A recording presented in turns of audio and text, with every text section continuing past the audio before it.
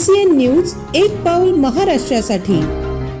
बुलढाणा जिल्ह्यातील लोणार सरोवरात सातत्याने वाढत असलेली पाणी पातळी आणि त्यामुळे निर्माण होणारा पर्यावरणीय धोका तसेच सरोवराच्या काठावरील लाखो भाविकांचे श्रद्धास्थान असलेले मां कमळजा देवीच्या मूर्तीच्या डोळ्यापर्यंत आज पाणी आले असून काही दिवसात मां कमळजा देवीची मूर्ती पाण्यात बुडणार असल्याची शक्यता वर्तवण्यात येत आहे। ही बाब लक्षात घेत तातडीने प्रत्यक्ष उपाययोजना करण्याची आवश्यकता असताना महाराष्ट्र शासन यांची बघायची भूमिका घेत असल्याने भाविक संतप्त झाले आहेत। सदर प्रकरणी वारंवार पाठपुरावा करूनही प्रशासनाच्या उदासीन धोरणामुळे भाविकांचा संयम संपल्याने कमळजा माता मंदिर वाचवण्यासाठी आणि प्रशासनाचे लक्ष वेधण्यासाठी 23 फेब्रुवारी 2026 पासून मातेचे भक्त व पंचक्रोशीतील भाविक लोणार तहसील कार्यालयासमोर बेमुदत सामूहिक उपोषणास बसले आहेत। उच्च न्यायालयाच्या आदेशानुसार विभागीय आयुक्तांच्या अध्यक्षतेखाली गठीत करण्यात आलेल्या लोणार सरोवर विकास समितीची महत्त्वाची बैठक अमरावती येथे झाली असताना सुद्धा आजही संबंधित विभाग एकमेकांकडे बोटे दाखवून परवानगी बाकी असल्याचे कारण तोंडी स्वरूपात पुढे करत आहे। स्थानिक प्रशासन व जिल्हा प्रशासन तसेच शासन या प्रकरणाकडे दुर्लक्ष करत असल्याचा आरोप केला असून तीव्र स्वरूपाचे जन आंदोलन छेडणार असल्याची माहिती आहे। मी समाधान आखाडे आणि माझे सहकारी पूर्ण कमळजा माता सेवा संघाचे कार्यकर्ते यांच्यासोबत राहून मी आज आम्ही आमरण उपोषण साखळी उपोषण सुरू केलेलं आहे। प्रशासनानं आजपर्यंत 6 महिन्यापासून कोणतीही कमळजा मातेच्या मंदिरातल्या पाण्याच्या विषयी फक्त आम्हाला तोंडी असे आश्वासन दिलेले, लेखी स्वरूपात कोणतेही आश्वासन दिलेलं नाही। कलेक्टर साहेब लोणारला 3 वेळेस आलेले आहेत। ज्यावेळेस लोणारच्या मंदिराच्या पायरीला पाणी लागलं होतं त्यावेळेसपासून हे चालू आहे। 6 महिन्याच्या अगोदरपासून नवरात्रामध्ये पाणी लागलं होतं, कमळजा मातेच्या मंदिरात पाणी गेलं त्याच्या अगोदरचा विषय। पण पूर्ण समजा जेवढे समजा प्रशासन आहे यानं कोणत्या सगळं पूर्ण हलगर्जीपणामुळं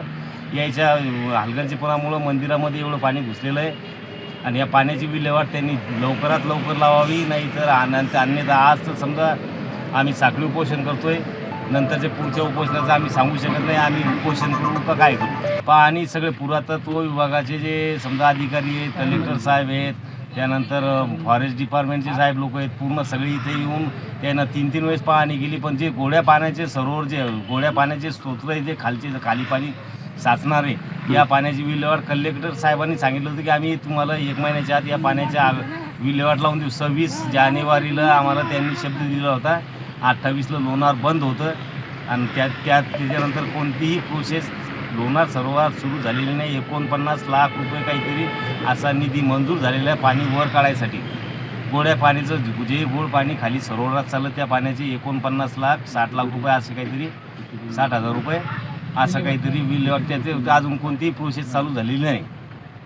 गोड्या पाण्याचे स्रोत जर का वर काढून पाणी जर का वर काढलं तर खाली पाणी वाढणार नाही। मागण्या आमच्या हे जे आहेत की ज्या जसे भारतात पूर्ण जितके मंदिर आहेत पूर्ण पुरातत्व खात्याचे त्या ठिकाणी जशी रोज सकाळी 6 वाजता मंदिराची पूजा अर्चना होती, पूर्ण देवाची पूजा अर्चना होती, तशी आमची देवीच्या मंदिराची पूजा व्हायला पाहिजे 6 वाजेच्या। म्हणजे आमच्या जे समजा आमच्या विश्वस्त मंडळ आहे की आमचं समजा सेवा संघ आहे त्याच्याकडे एक मंदिराची चावी लागत।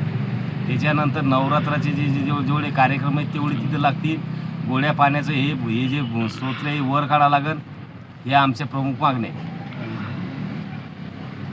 लोणारचे तहसीलदार साहेबांनी फक्त आम्हाला त्या दिवशी जिल्हाधिकाऱ्याला मी स्वतः एक हे दिलं होतं इथं जलसमाधीचं, तर त्यांना फक्त तिथं त्यांना एक व्हॉट्सअपवर टाकून दिलं की बाबा जलसमाधी घेणार आहे 27 तारखेला 26 तारखेला तहसीलदार साहेबासोबत मी इथं बसलेलो होतो 26 जानेवारीला। 28ला त्यानं मला 24 तासाचा टाईम मागितला होता, आम्ही तुम्हाला लेखी स्वरूपात तुम्हाला देऊ, त्यानं आम्हाला लेखी स्वरूपात काही दिलेलं नाही।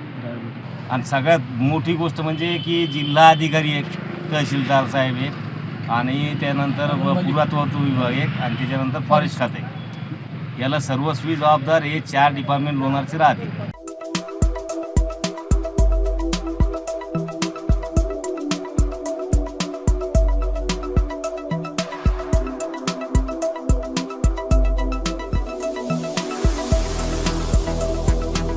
तसेच आपल्या भागातील महत्त्वाच्या बातम्या पाहण्यासाठी CCN न्यूज डेस्क चॅनलला सबस्क्राइब करा आणि बेल आयकॉन प्रेस करा।